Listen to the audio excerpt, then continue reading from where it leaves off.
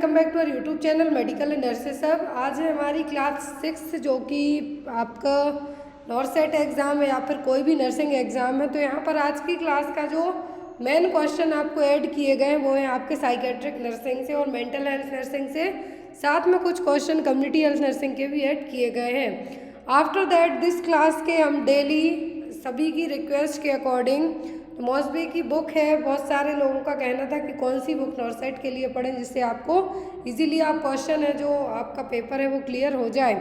तो मॉसबी की बुक की पीडीएफ है जो वो आपके साथ में ज़रूर शेयर करूंगी। मैंने सभी से व्हाट्सएप पे रिक्वेस्ट करने के लिए भी कहा था, जिनको भी मॉसबी की पीडीएफ चाहिए बुक की वो लोग ले सकते हैं, फ्री ऑफ कॉस्ट है सभी के लिए। आप लोग अपनी तैयारी अच्छे से कीजिए इसलिए।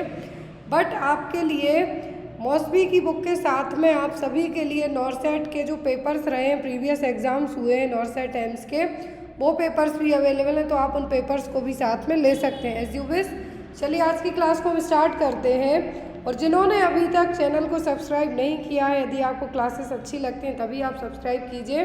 और सेकेंड शॉर्ट्स चैनल है मेडिकल एंड नर्सेस सबका ऑफिशियल शॉर्ट्स चैनल है जिस पर मैं ही पढ़ाती हूँ। तो वहाँ पर भी जाके आप अच्छी अच्छी टिप्स है ट्रिक्स है जो देख सकते हैं। तो यहाँ पे आज की क्लास का फर्स्ट क्वेश्चन है, first discover tricyclic anti depressant is. तो कौन सी है जो सबसे पहले डिस्कवर की जाने वाली ट्राईसाइक्लिक एंटी डिप्रेसेंट ड्रग है? क्लोमिप्रामाइन, इमिप्रामाइन, पेनालैक्साफाइन या फिर सर्ट्रेलिन। तो कौन सी मेडिसिन है जो कि ट्राईसाइक्लिक एंटी डिप्रेसेंट ड्रग है जो कि सबसे पहले है जो इसकी खोज है जो की गई थी? तो सबसे पहले डिस्कवरी हुई थी, आप लोग भी आंसर पुट कर सकते हैं कमेंट बॉक्स में। और जब प्रीमियर क्लास चलती है तो उसमें आप लोग अपने आंसर ज़रूर पुट किया कीजिए जिससे आपको भी एक आइडिया होते जाए कि आपका आंसर है क्या। तो इमिप्रामाइन सबसे पहले यूज़ की जाने वाली सबसे पहले डिस्कवरी की जाने वाली ड्रग है वो क्या है? इमिप्रामाइन, जिसकी खोज हुई थी 1957 में। डिस्कवरी कब हुई थी? 1957 में। लेकिन इसको सबसे पहले डिस्कवरी हुई थी 1951 में, 1951 में। लेकिन इसका मेडिकल में यूज़ किया जाना मतलब डिप्रेशन के पर्सन को ट्रीट करने के लिए इसका जो इस्तेमाल किया था मेडिकल में वो हुआ था 1957 में, 1957 में।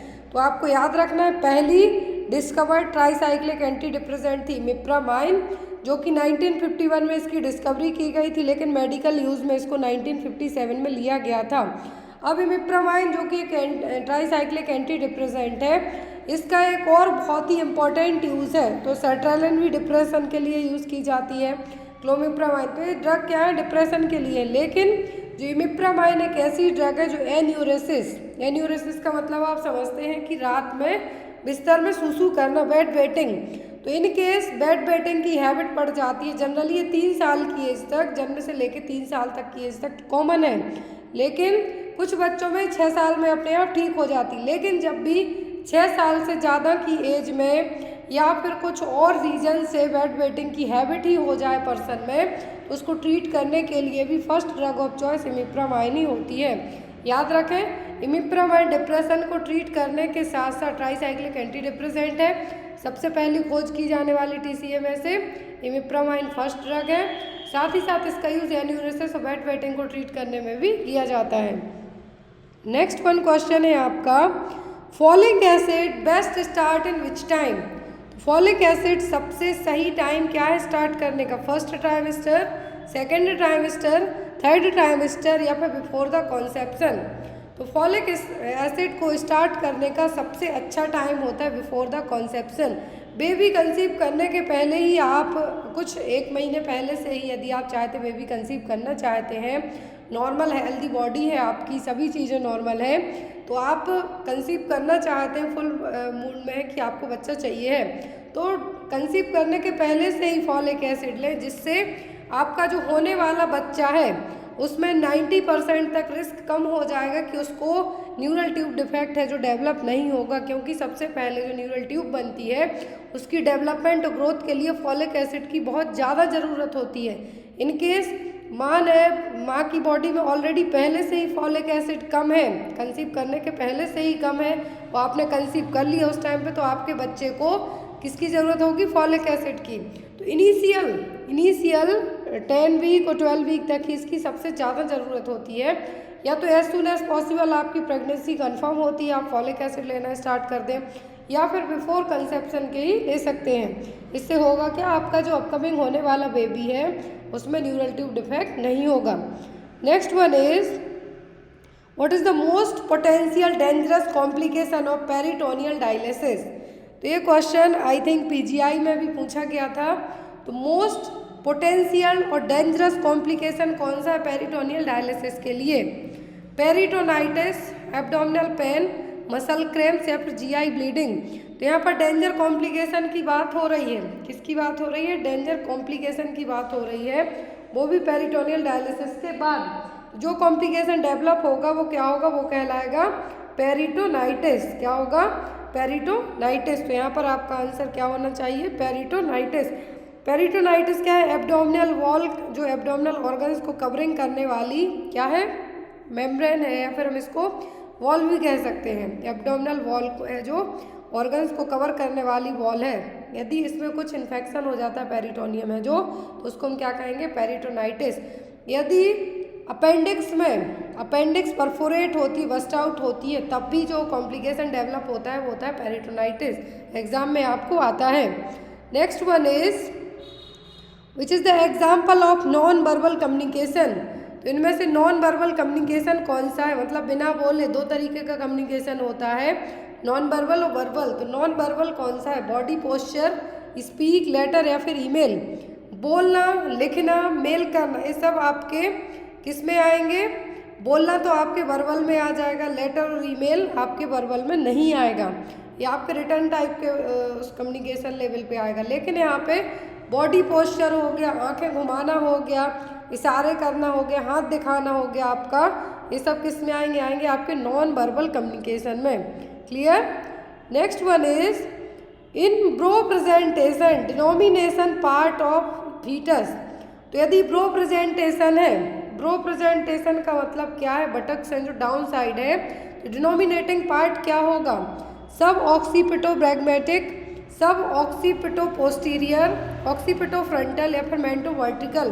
तो कौन सा ब्रो प्रेजेंटेशन में डिनोमिनेटिंग पार्ट होगा, तो होगा मेंटो वर्टिकल। कौन सा, मेंटो वर्टिकल।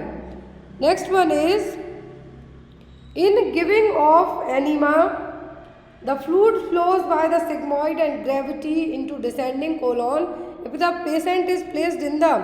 जब आप एनिमा देते हैं तो कौन सी पोजीशन देते हैं, लेफ्ट लेटरल पोजीशन पर्सन को देते हैं। लेकिन आपने पर्सन को एनिमा दिया तो जो फ्लूइड का फ्लो है सिग्मॉइड कोलोन से होते हुए जो डिसेंडिंग कोलोन की तरफ जा रहा है, तो पेशेंट को आप किस पोजीशन में रखेंगे, लिथोटोमी, लेफ्ट लेटरल, हॉरिजॉन्टल या फिर dorsal recumbent position.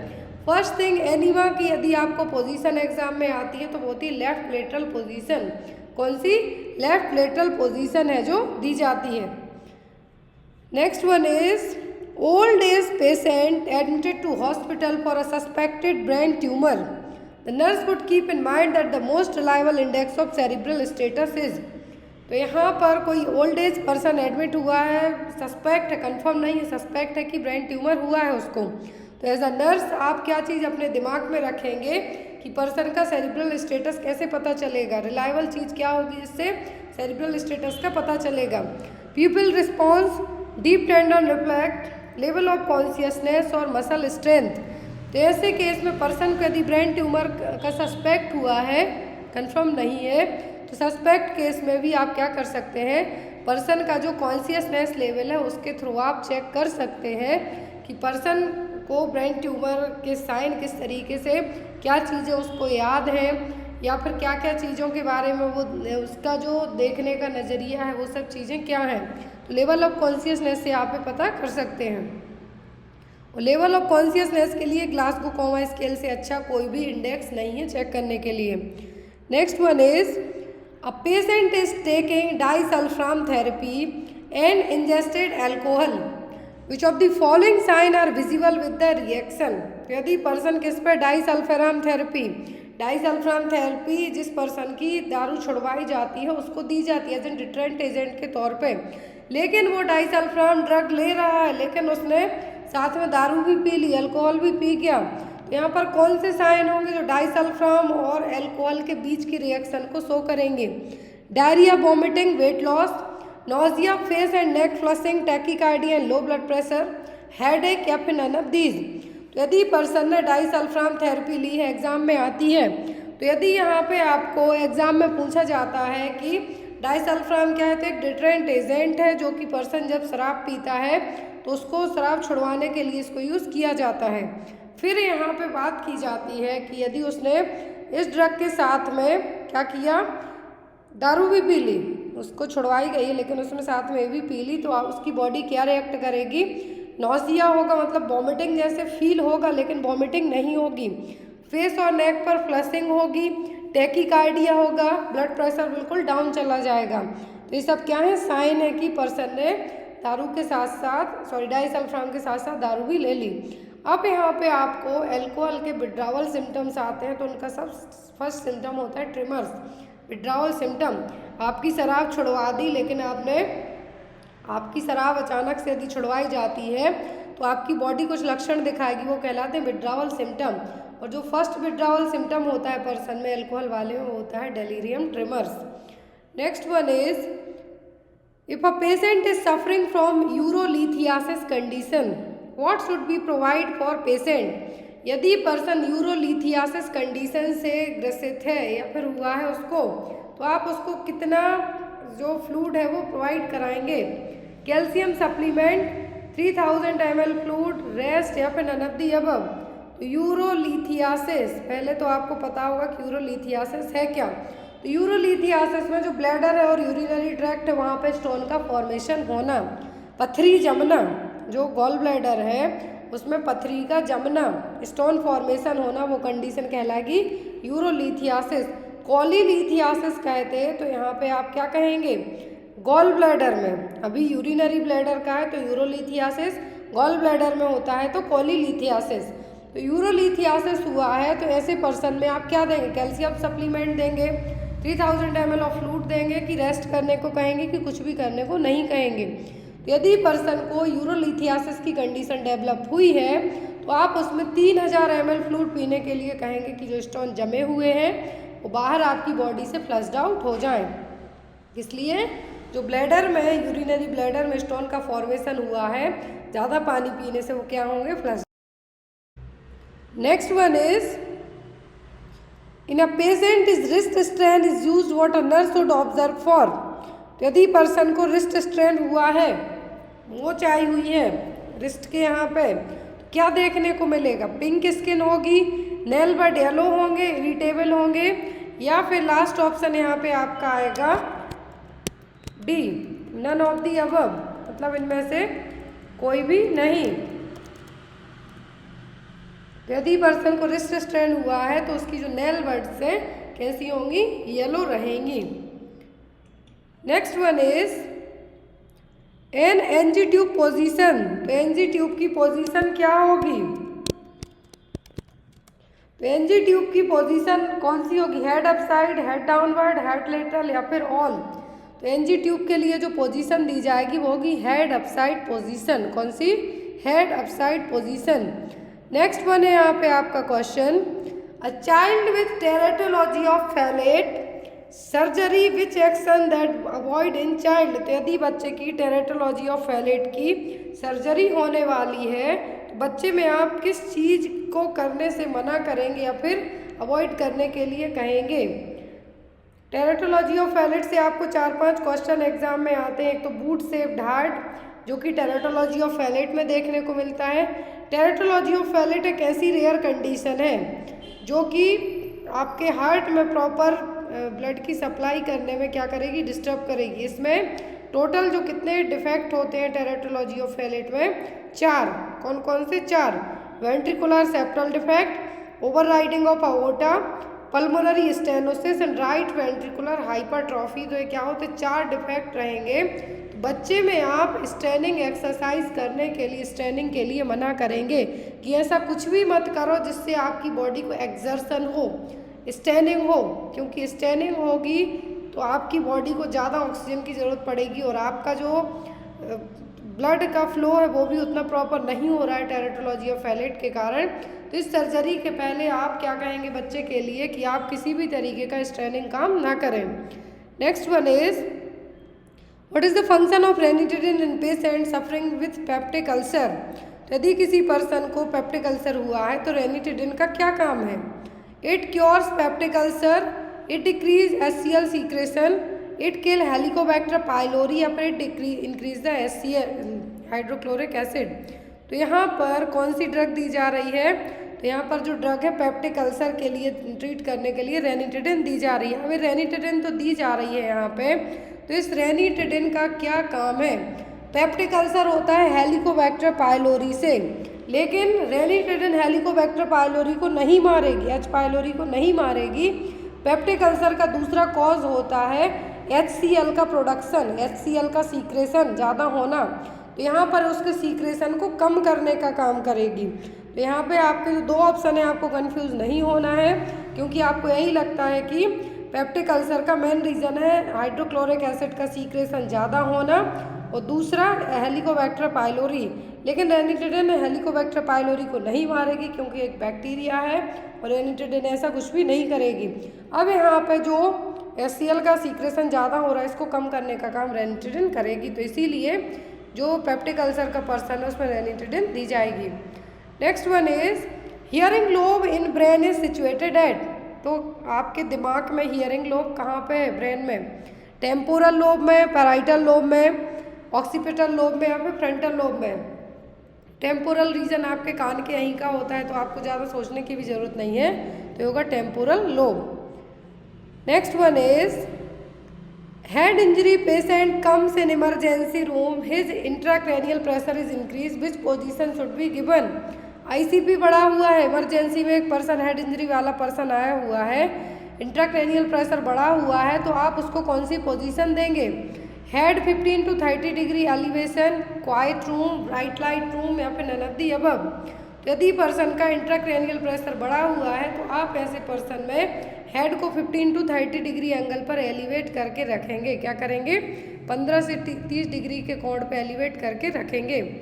Next one is which of the following is clinical manifestation of rabies. तो यहाँ पर रेबीज के कौन से लक्षण हैं, loss of memory, loss of appetite, laryngeal spasm या फिर नन ऑफ द अबव। तो रेबीज का जो मेन यहाँ पे क्लिनिकल मैनिफेस्टेशन होगा वो होगा लैरेंजियल स्पाज्म। क्या होगा, लैरेंजियल स्पाज्म। रेबीज में आपका नर्वस सिस्टम सबसे ज़्यादा अफेक्ट होता है। क्या होगा, नर्वस सिस्टम सबसे ज़्यादा अफेक्ट होगा। जो यहाँ पे आपकी नेग्री बॉडीज़, क्या कहेंगे, नेग्री बॉडीज़ का फॉर्मेशन होगा आप रेबीज होने के कारण, जो कि एक आपके मेनली सेंट्रल नर्वस सिस्टम को अफेक्ट करेंगी। नेग्री बॉडीज़ भी किस में देखने को मिलेगी, रेबीज़ में। हाइड्रोफोबिया देखने को मिलेगा रेबीज़ में। रेबीज़ होगा कैसे, इन्फेक्टेड डॉग या फिर कैट के बाइट करने के कारण। रेबीज़ एक ऐसी प्रॉब्लम है जिसमें आपको होने के बाद वैक्सीन दिया जाएगा, ना कि पहले। पोस्ट प्रोफाइलैक्सिस ट्रीटमेंट किस में किया जाता है, रेबीज़ में। रेबीज़ का आपको मेनली ट्रीटमेंट और मैनेजमेंट आता है कि जैसे ही डॉग बाइट करता है तो आपकी फर्स्ट प्रायोरिटी क्या है कि आपको साबुन से जहाँ पे भी काटा है वहाँ को धुलते जाना है कंटिन्यूसली। तो यहाँ पर रेबीज़ का जो क्लिनिकल मैनिफेस्टेशन है वो लैरिंगो स्पाज्म और laryngeal spasm. Next one is normal CVP pressure is. तो नॉर्मल CVP प्रेशर कितना होगा, 5 to 10, 15 to 20, 20 to 30। CVP pressure क्या है, CVP प्रेशर कितना होगा, central Venus pressure. Central Venus pressure को आप सेंट्रल वीनस कैथेटर के थ्रू है जो चेक कर सकते हैं, जुगुलार वेन के यहाँ पे और सुपीरियर वेना केवा के पास राइट एट्रियम में इंसाइड करके। CVP प्रेशर नॉर्मल होता है 5 to 10 सेंटीमीटर H2O। कितना, 5 to 10 centimetre H2O। Next one is to avoid pulling the urinary catheter, nurse should tape the catheter on patients. तो urinary catheter को pull out होने से रोकने के लिए एज अ नर्स आप कैथेटर को कहाँ पे लगाएंगे, कहाँ पे टैप करेंगे, अपर थाई में, लोअर थाई में, हैंड लेग में कि फुट में। कहाँ पे आप इसके लिए टाई अप करेंगे, तो ये आपका टाई किया जाएगा अपर थाई में। कहाँ पर, अपर थाई में। नेक्स्ट क्वेश्चन है आपका what to do when patient feel pain when doing range of motion exercise. तो यदि कोई पर्सन है जो रेंज ऑफ मोशन एक्सरसाइज करता है तो यदि उसको दर्द होता है तो आप क्या करेंगे, stop the exercise, do the exercise until pain occurs again, continue the exercise until muscle stiff and get, या फिर ऑल ऑफ दी अबव। कभी भी रेंज ऑफ मोशन एक्सरसाइज करते टाइम यदि आपको दर्द होता है तो आपकी सबसे पहली प्रायोरिटी होगी कि आप उस एक्सरसाइज को स्टॉप करें। क्या करें, आप उस एक्सरसाइज को क्या करें, स्टॉप करें। Next one is limbs, arms, legs और फिंगर। लिम्स में आपकी हो गए आर्म्स, लेग्स और finger. Moved away from your bodies mid line, आपकी बॉडी से जब आप इनको क्या करेंगे, दूर की तरफ करेंगे तो ये क्या कहलाएगा, एबडक्शन, अडक्शन, स्ट्रेनिंग, स्ट्रेचिंग या फिर नन। तो यहाँ पर बात की जा रही है कि आपके हाथ पैर फिंगर को आप सीधे स्ट्रेट खड़े हुए हैं, लेकिन आप अपना सीधे करने की जगह इनको अपनी बॉडी से दूर करते हैं, बाहर की तरफ लेके जाते हैं, तो ये क्या कहलाएगा, ये कहलाएगा एबडक्शन। यदि आप इनको अंदर की तरफ लेके आते हैं तो ये कहलाएंगे अडक्शन। क्या कहलाएंगे, बाहर की तरफ लेके जाते सीधी सी बात है तो एबडक्शन, और अंदर की तरफ लेके आते हैं तो adduction. Next one is what supplement give with isoniazid, तो आइसोनियाजिड के साथ में कौन सा सप्लीमेंट दिया जाता है, vitamin B12, thiamine, vitamin B6 या फिर विटामिन E। तो कौन सा विटामिन दिया जाएगा, आइसोनियाजिड। आइसोनियाजिड एंटी ट्यूबरकुलर की फर्स्ट लाइन ड्रग है, टीबी को ट्रीट करने वाली फर्स्ट लाइन ड्रग है। और यहाँ पे कौन सा विटामिन है जो दिया जाएगा आइसोनियाजिड के साथ में, तो आइसोनियाजिड के साथ में दिया जाता है पायरिडॉक्सिन और vitamin B6। Next one is pyridoxine आपको प्रेगनेंसी में जो होने वाली इनिशियल टाइम पे नोजिया वॉमिटिंग होती है उसको ट्रीट करने के लिए भी पायरिडॉक्सिन को ही यूज़ किया जाता है। Next one is Klinefelter syndrome occurs due to, Klinefelter syndrome कब होगा, एडिशनल एक्स क्रोमोसोम के कारण, लॉस ऑफ एक्स क्रोमोसोम के कारण, लॉस ऑफ वाई क्रोमोसोम के कारण, या फिर एक्स वाई क्रोमोसोम लॉस, दोनों ही क्रोमोसोम नहीं है। जो पेयर में यदि क्रोमोसोम पूछें तो 23 और नंबरिंग में पूछें तो 46, डबल कर देना है सीधा।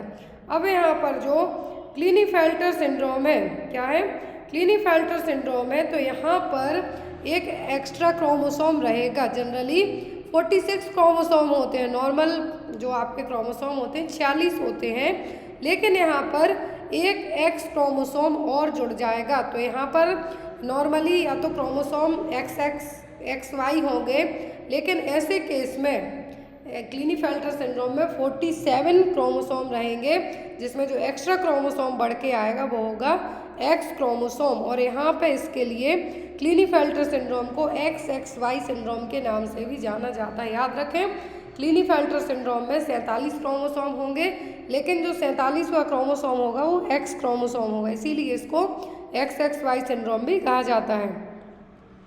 Next one is what does CDC stand for, तो CDC का फुल फॉर्म पूछा है, क्या है, control for disease cause, centre for disease coordination, centre for disease control and prevention. तो यहाँ पर CDC क्या है, CDC का जो फुल फॉर्म है वो क्या है, तो centre for disease control and prevention. क्या है, centre for disease control and prevention.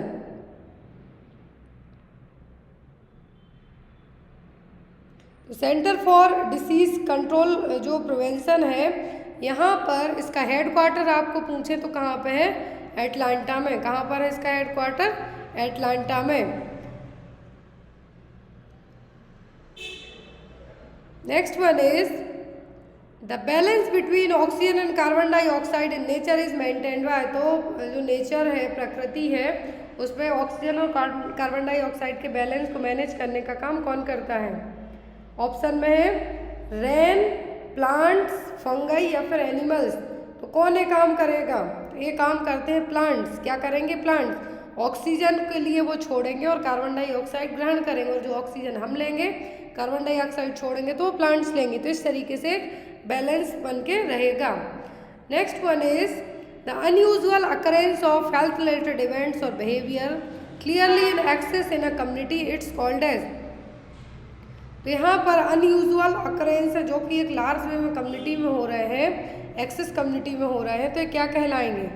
Option में है यहाँ पे एंडेमिक, स्पोरेडिक, एपिडेमिक या फिर पेंडेमिक। तो ये कहलाएंगे आपके क्या, एपिडेमिक। क्या होंगे, epidemic. Next one is the ability of biological agent to invade और enter the host and then multiply is referred to as the period of. तो बायोलॉजिकल एजेंट की एबिलिटी जो आपके होस्ट के अंदर, मतलब पर्सन हो गए, एनिमल हो गए, उनके अंदर घुस के उनकी अंदर जाने के बाद उनकी बॉडी मल्टीप्लिकेशन करना, रहना, खाना और बढ़िया उसको पर्सन को बीमार करना, वो उस बायोलॉजिकल एजेंट का क्या कहलाएगी, कौन सी क्षमता कहलाएगी?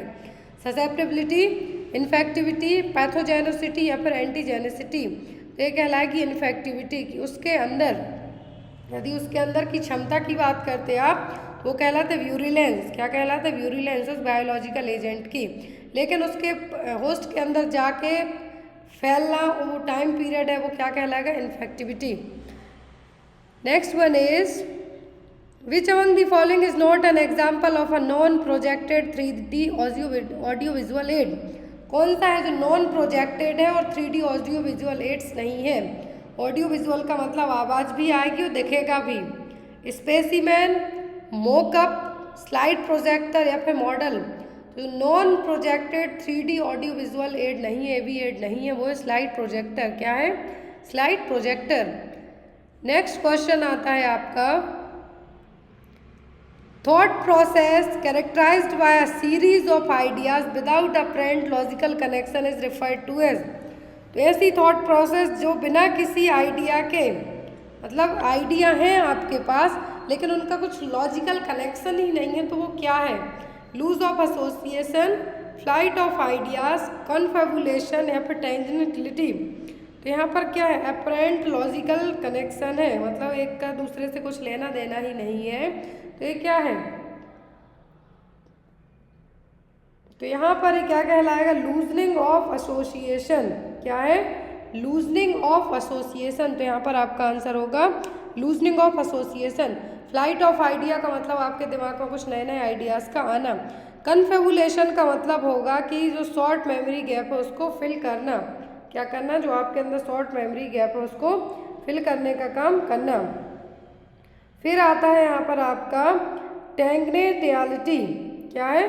टेंगनेटियलिटी। तो इसका मतलब यहाँ पे होगा किसी दूसरे से रिलेट करते हुए। कैसे? किसी इनडायरेक्टली किसी दूसरे पर्सन से रिलेट करते हुए। Next one is mental health act was passed in which year. Mental health act से आपको मैं बताती हूँ, आपको ICD-10 क्लासिफिकेशन पूछ सकते हैं, DSB वाला क्लासिफिकेशन 4th पूछ सकते हैं, या फिर साइकेट्रिक की कोई भी एक डिसीज़ उठा के पूछ सकते हैं कि मेंटल हेल्थ के जो ICD-10 क्लासिफिकेशन है किसमें इसको बताया गया है। तो इस तरीके से आपको इसमें कुछ भी पूछ सकते हैं। मेंटल हेल्थ एक्ट है कब पास हुआ था? 22 मई 1987, 22 मई 1980, 12 मई 1987, 10 मई 1989। तो मेंटल हेल्थ एक्ट है कब पास किया गया था? तो ये पास हुआ था 22 मई 1987 को, 22 मई 1987 में। नेक्स्ट वन है, और यहाँ पर यदि दो चीज़ें और, इंडियन ल्यूनेसी एक्ट की बात की जाती है तो 1912 में। फिर मेंटल हेल्थ प्रोग्राम पूछे तो 1982 में। कब? मेंटल हेल्थ प्रोग्राम 1982 में, मेंटल हेल्थ एक्ट 1987 में, इंडियन ल्यूनेसी एक्ट 1912 में। Next one is a 5-year-old patient diagnosed as cervical cancer and his response to the diagnosis is that nothing is wrong, it is just cancer. Which defense mechanism he is used?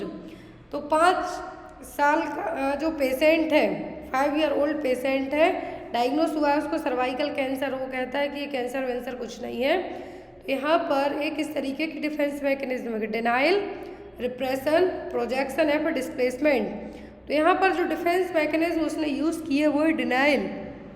उस चीज़ को मान ही नहीं रहा है कि उसको हुआ है, उसने सीधा साफ तौर पर डिनाई कर दिया कि उसको ऐसा कुछ भी नहीं हुआ है।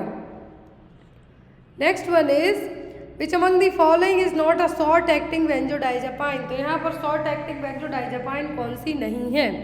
लोराजेपाम है, डाइजेपाम, ऑक्सीजेपाम या फिर अल्प्रेक्स। तो यहाँ पर ये सभी साइकेट्रिक मेडिसिन है। तो जो बेंजोडाइजेपाइन शॉर्ट एक्टिंग नहीं है वो डाइजेपाम।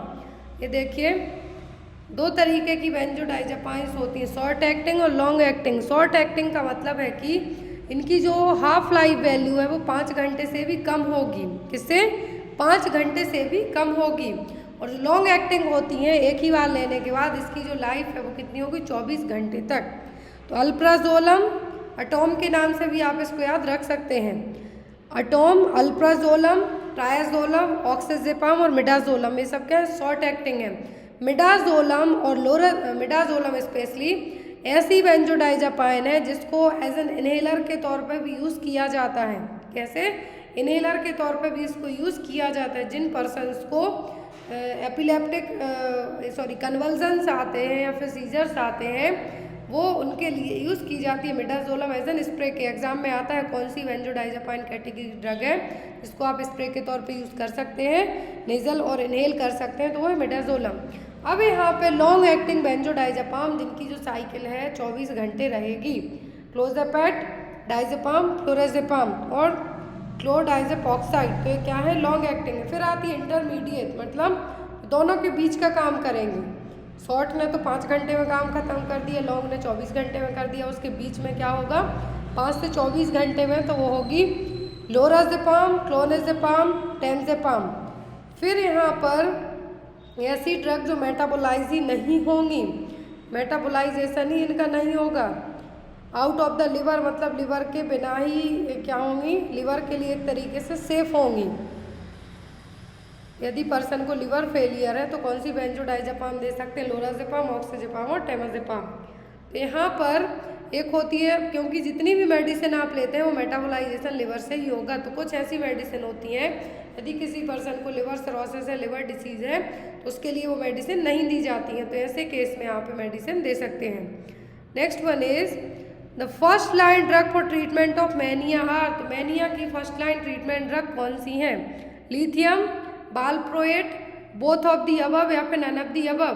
तो मैनिया के ट्रीटमेंट में जो फर्स्ट लाइन ड्रग यूज़ की जाती है वो दोनों हैं। क्या है? दोनों है, लिथियम भी और सोडियम वालप्रोएट भी। ये देखिए, फर्स्ट लाइन ट्रीटमेंट ड्रग पूछे मैनिया में, फर्स्ट लाइन ट्रीटमेंट ड्रग दो ही ड्रग होती हैं, लिथियम, वालप्रोएट।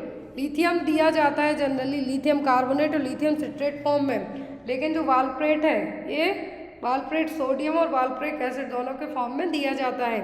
लेकिन आपको मेन कंटेंट याद रखना है कॉमन एंटीमेनिक ड्रग में जो कॉमनली यूज़ की जाती है फर्स्ट लाइन, लिथियम और वालप्रोएट। फिर अदर भी यूज़ की जाती हैं, तो एंटीसाइकोटिक्स भी यहाँ पे मैनिया के पर्सन में यूज़ की जाती हैं। हेलोपेरिडोल दिया जाता है, रेस्पेरिडोन दिया जाता है, लेकिन एंटी कन्वल्जेंट के तौर पर कार्बामेज़ेपाइन दिया जाता है। We can manifest a psychiatric illness by. Psychiatric illness का पता आप कैसे कर सकते हैं? मूड स्विंग से, गुड कंसंट्रेशन से, अनपॉपुलर बिलीफ से, disturb behaviour, impaired function and poor feeling से।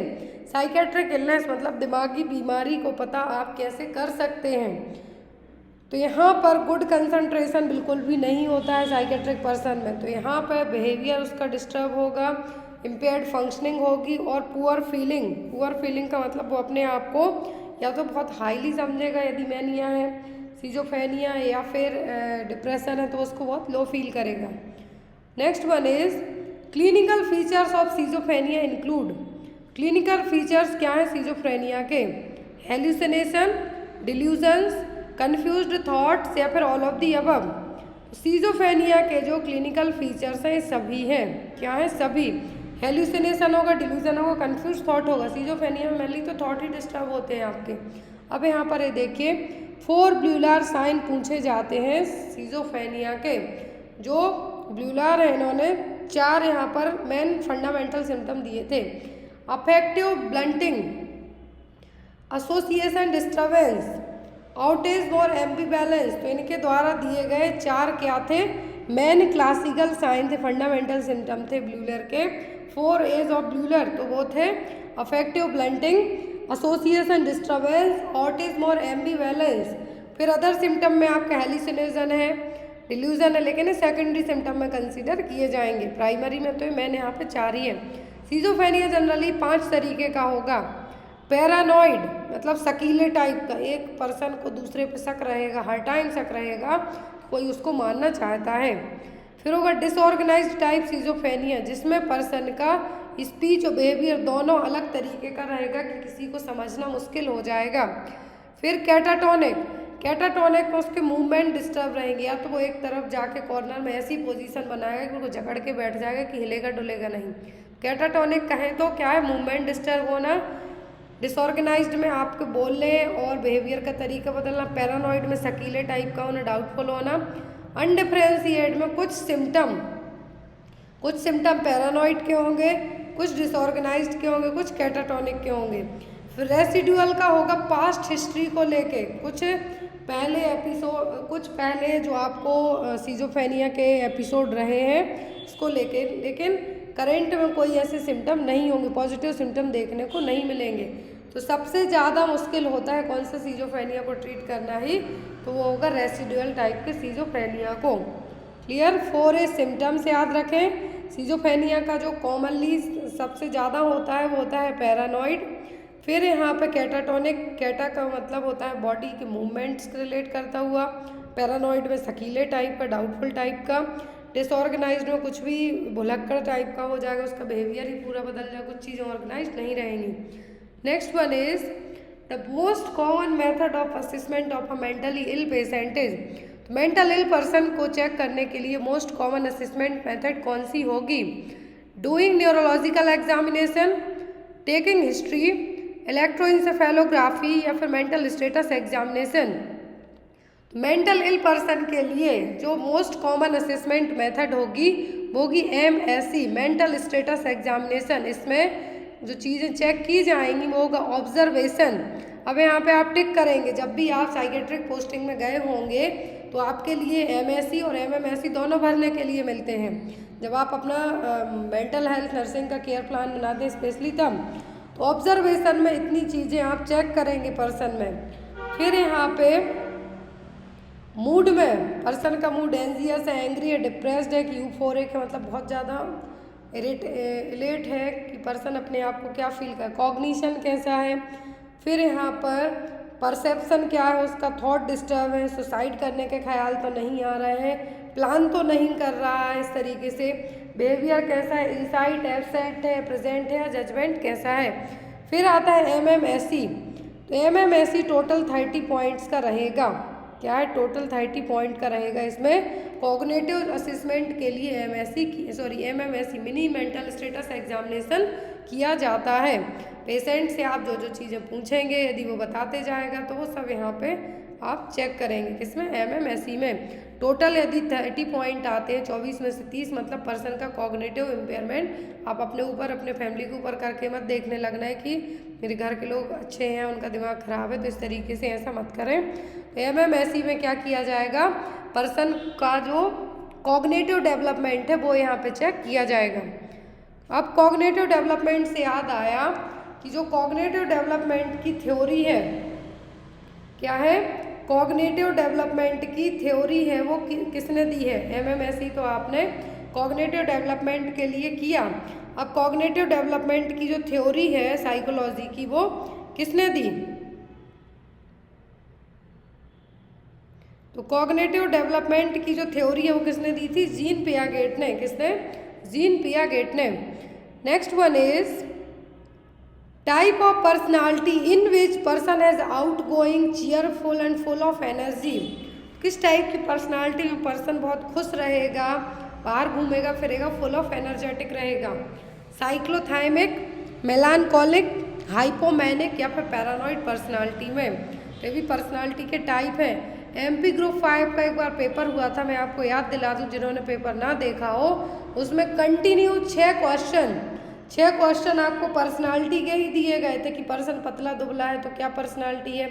जो अलग अलग शिफ्ट हुई थी उनमें भी इस तरीके से आपको 10-10 क्वेश्चन तक पर्सनालिटी से पूछे गए थे। तो यहाँ पर भी वही है कि पर्सन यदि अच्छा है, अच्छे मूड में है, तो कौन सी पर्सनालिटी है? तो ये है हाइपोमैनिक पर्सनालिटी। पैरानॉइड में पर्सन, पैरानॉइड का मतलब ही होता है शकीला होना, सस्पिशियस रहेगा, दूसरों पे उसको हमेशा लगेगा कि ये मेरे लिए कुछ खाने में मिला के दे देंगे। और फिर आता है यहाँ पे आपका साइक्लोथाइमिक। साइक्लोथाइमिक में पर्सन कुछ टाइम के लिए उसका मूड अच्छा एलेट रहेगा, बहुत खुश रहेगा, एक दूसरे टाइम में उसका मूड डिप्रेशन में चला जाएगा। तो जनरली जिन पर्सन को मैनिया और डिप्रेशन, जिसको हम कहेंगे बाइपोलर, एक ही पर्सन को दो अलग अलग टाइम पे मैनिया और बाइपोलर, मैनिया और डिप्रेशन रहेगा, तो उसमें साइक्लोथाइमिक देखने को मिलेगा। हाइपोमैनिक में पर्सन फुल कॉन्फिडेंट रहेगा, एग्रेसिव रहेगा और उसको ऐसे नहीं लगेगा कि कुछ फेलियर होने के चांसेस हैं और सभी लोगों से अच्छे प्यार से बोलेगा, बताएगा, जो कि मैनिया में देखने को मिलेगी। डिप्रेसिव वाले में मेलानकॉलिक पर्सनालिटी, जो कि आप डिप्रेसिव टाइप के सिम्टम्स रहेंगे वो हो जाएंगे। Next one is the basic difference between साइकोसिस एंड न्यूरोसिस। तो न्यूरोसिस और साइकोसिस के बीच का एक डिफरेंस क्या है? इंसाइट, क्लिनिकल मैनिफेस्टेशन, ड्यूरेशन या फिर सीवियरिटी। साइकोसिस और न्यूरोसिस दोनों के बीच का एक बेसिक डिफरेंस होता है इंसाइट। क्या है? इंसाइट। ये देखिए यहाँ पे, हमेशा साइकोटिक वाला पर्सन का इंसाइट लॉस्ट रहेगी, लेकिन जिसको न्यूरोसिस, नर्व्स रिलेट करते हुए प्रॉब्लम है, उसमें हमेशा इंसाइट प्रेजेंट रहेगी। एक बेसिक क्लासिकल डिफरेंस होगा। साइकोसिस में जनरली जो यदि जेनेटिक्स के बेस पे भी ये डिफाइन करेगा, कुछ साइकेट्रिक प्रॉब्लम ऐसी होती हैं जो जेनेटिक्स के कारण होती हैं, न्यूरोसिस में इंपॉर्टेंट नहीं होगा। स्ट्रेसफुल लाइफ इवेंट्स के कारण साइकेट्रिक प्रॉब्लम सबसे ज़्यादा होती हैं। किसी किसी का लव अफेयर है जो बाद में ब्रेकअप हो गया तो वो मान लो डिप्रेशन में चला गया स्ट्रेस के कारण, किसी किसी का बिजनेस में लॉस हो गया, तो इस तरीके से साइकेट्रिक प्रॉब्लम डेवलप हो सकती है। कोई पागल हो गया, मैनिया हो गया, डिप्रेशन हो गया, और लेकिन न्यूरोसिस में स्ट्रेसफुल लाइफ इवेंट का थोड़ा कम वो रहेगा और ना के बराबर रहेगा। बिहेवियर सबसे ज़्यादा साइकोसिस में अफेक्ट होगा, न्यूरोसिस में नहीं होगा। थिंकिंग परसेप्शन डिस्टर्ब रहेगी, साइकोसिस में, न्यूरोसिस में नहीं होगा। जजमेंट हमेशा इम्पेयर्ड रहेगा साइकेट्रिक वाले का, लेकिन इंटैक्ट मतलब जैसा है वो वैसा ही रहेगा, नहीं बदलेगा। इंसाइट लॉस्ट हो जाएगी, लेकिन न्यूरोसिस में प्रेजेंट रहेगी। ड्रग्स साइकेट्रिक और साइकोसिस को ट्रीट करने के लिए हमेशा मेजर ट्रैंक्विलाइजर्स यूज़ किए जाएंगे। न्यूरोसिस जैसे कि एंजाइटी हो गया, एंजाइटी को ट्रीट करने के लिए आप माइनर ट्रैंक्विलाइजर्स यूज़ करेंगे। ईसीटी नहीं दी जाती है कभी भी न्यूरोसिस में, लेकिन साइकोसिस में यदि पर्सन डिप्रेशन का है, मैनिया का है, सिजोफ्रेनिया का है, यदि वो मेडिसिन से ठीक नहीं होता तब उसको ईसीटी दी जाएगी। प्रोग्नोसिस मतलब ठीक होने की कंडीशन बैड होती है साइकोसिस वाली, बहुत लंबा टाइम लग जाएगा, लेकिन न्यूरोसिस में गुड प्रोग्नोसिस होगी।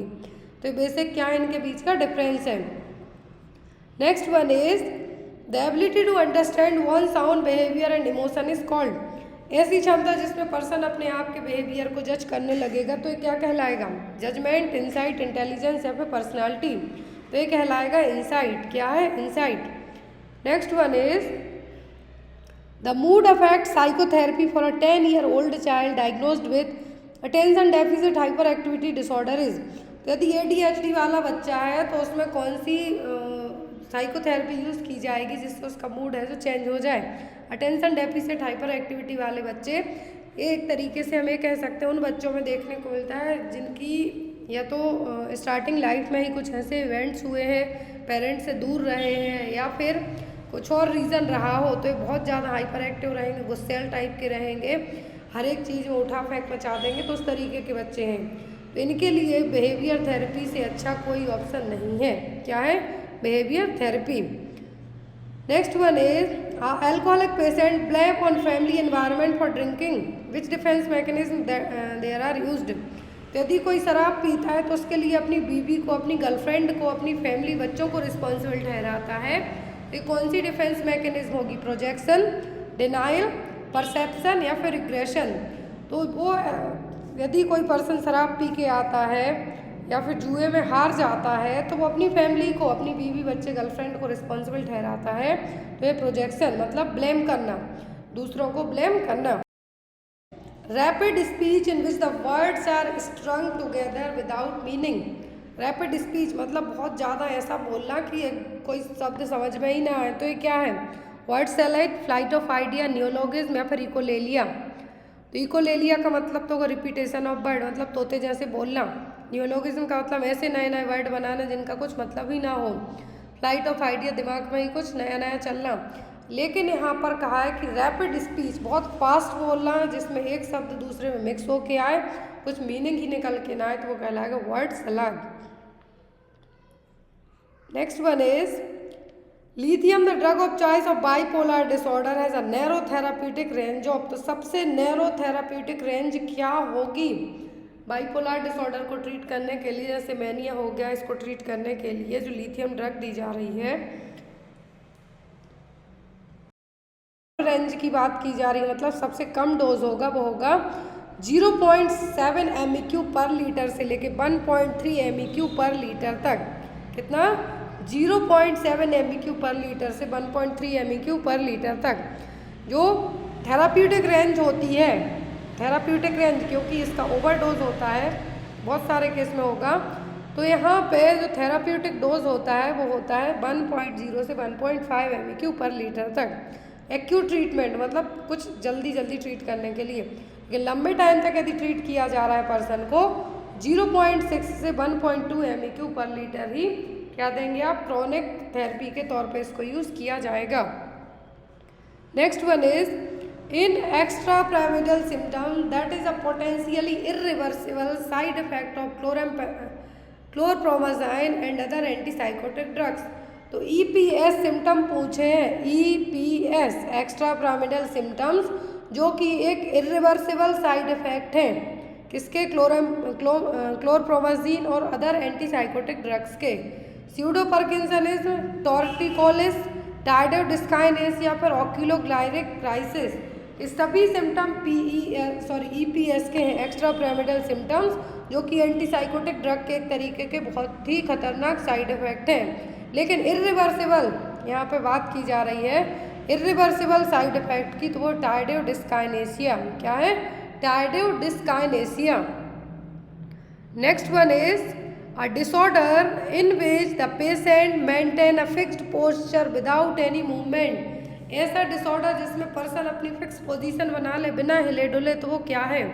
मैनरिज्म, कैटाप्लेक्सी, नेगेटिविज्म या फिर प्रिजर्वेशन।